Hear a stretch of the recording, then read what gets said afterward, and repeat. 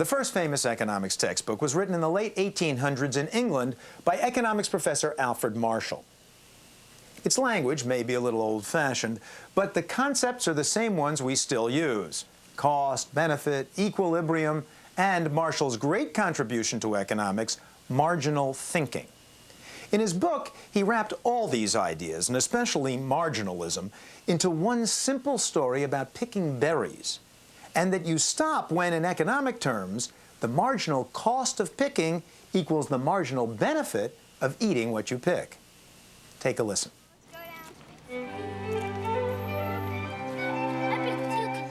When a boy picks berries for his own eating, the action of picking is probably itself pleasurable for a while. And for some time longer, the pleasure of eating is more than enough to repay the trouble of picking. Good. But after he has eaten a good deal, the desire for more diminishes, while the task of picking begins to cause weariness, which indeed may be a feeling of monotony rather than of fatigue. Oopsies. Equilibrium is reached when at last his disinclination for the work of picking counterbalances the desire for eating. Bam.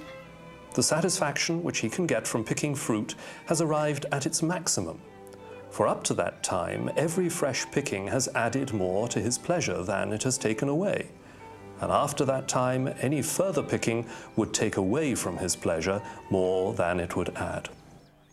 Now, Marshall's book was also famous for introducing the graphs of economics like supply and demand. And indeed, we can explain what's happening inside the berry picker's head with just such a picture. Equilibrium is often written in economics as MC equals MB. Marginal cost equals marginal benefit. So think of the price axis in this case as pleasure, or what's often called utility. The quantity axis is simply how many berries. The marginal cost curve charts the effort you make to pick or supply the berries. The marginal benefit curve shows the pleasure or utility you derive as a consumer from eating them. What Marshall taught 100+ years ago was marginal analysis.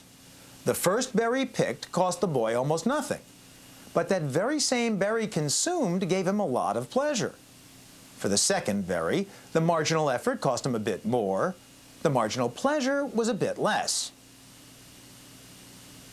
As with the textbook supply curve, the marginal cost is going up with the quantity Marshall's boy picks or supplies, in increments. Each move up is on the margin. As for the marginal benefit curve, it's the same as the textbook demand curve because of diminishing returns.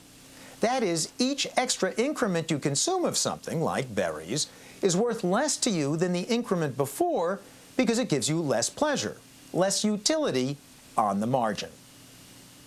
So for Marshall's boy, each marginal berry has a slightly higher cost and a slightly lower utility than the one before. And so it goes, all the way to equilibrium, which, as Marshall wrote, is reached when at last his disinclination for the work of picking counterbalances the desire for eating.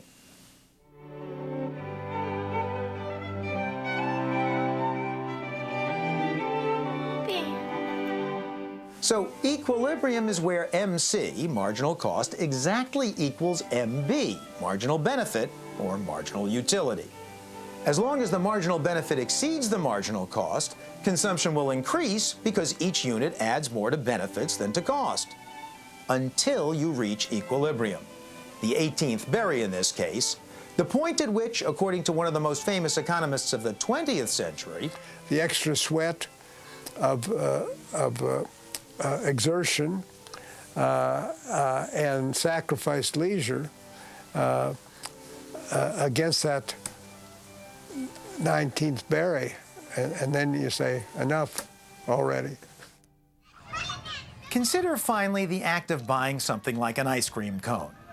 There's already a standard price established by the market, so the marginal cost to any individual consumer is constant.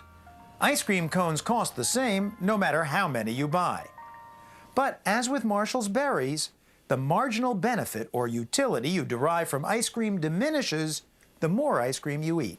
Think about what happens on that first nice spring day after a nasty New England winter.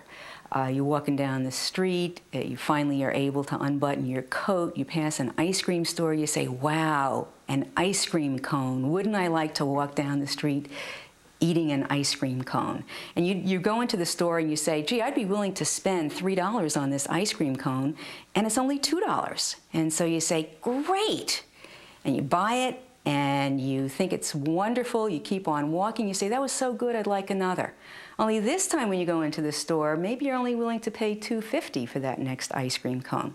Nevertheless, the price is $2, you buy it, and you enjoy it. Not as much as the first, because the first was really something after that long, cold winter.